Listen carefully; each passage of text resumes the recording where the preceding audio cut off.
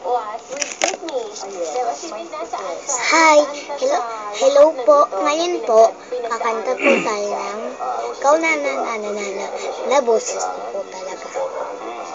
Wait lang po Yung mga kids namin Ilan ba mga anak niyo? Tatlong kids namin So, yun talagang I was a bit worried sa umpisa. Kasi syempre, dadalhin sa surgery yung asawa ko. Hindi ko alam kung may chance, of course, na hindi siya mabuhay. Pero, Meron daw ba ganun yun? During the operation? every time you're in surgery, May ganun na talaga. baka tumaas yung heart rate mo. Anything can happen. Yes, correct. So, yun, So, ikaw ang communication sa mga anak ninyo. Paano pinaliwanag? of course, I have to show them na they're strong. Kailangan talaga pakita mo kahit medyo sa loob, medyo ano ka na konti, kinakabahan. Pero kailangan pakita mo sa kanila everything's okay. Kasi pag pinakita mo na mahina ka, lalo silang manghihina, lalo silang mawawalan ka. Hindi sila may sakit, parang kakatulad. Ang pag-i-strong ka nyo sa mga anak namin. Yung parang nung sinabi sa akin ng uncle ko, yung parang gusto na nga personal. Sabi ko, kaya ko na nga lang, I can take it. Tapos nilagay ko sa cellphone yung cellphone ko para malinis ng anak namin na 17-year-old at saka at then 16 pa lang siya at yung 8-year-old namin na.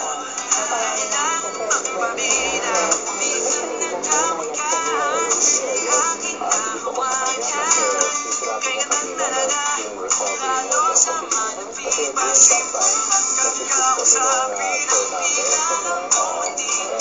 In the middle of the season, kailangan operahan siya. So, after sinabi nga niya kanina na nag-aerobics na siya. Before that, nag-sit muna kami. Meron pa siyang 2 liter. Yung parang brain.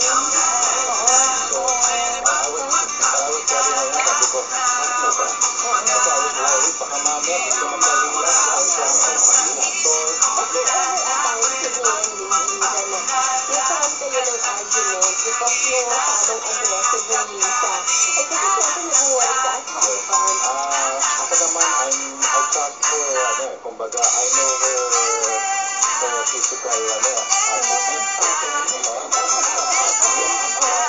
Alam mo, Doc, nasa 2 decades ba naman sa Nag-record sila. Kailangan mo siya. Pero na-blessing naman ng doctor kasi yung doctors ko, yung plastic surgeon at saka yung oncologist at yung surgeon ko, alam nila na talagang fit ako at maingat naman ako sa sarili ko.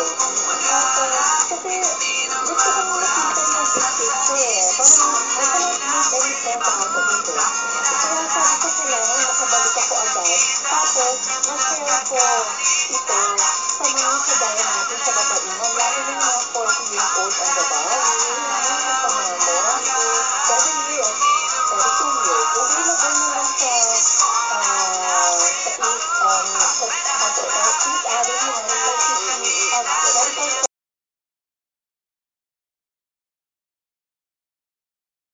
the ball. And may mga PhilHealth card na tayo. Thanks for watching! Oo.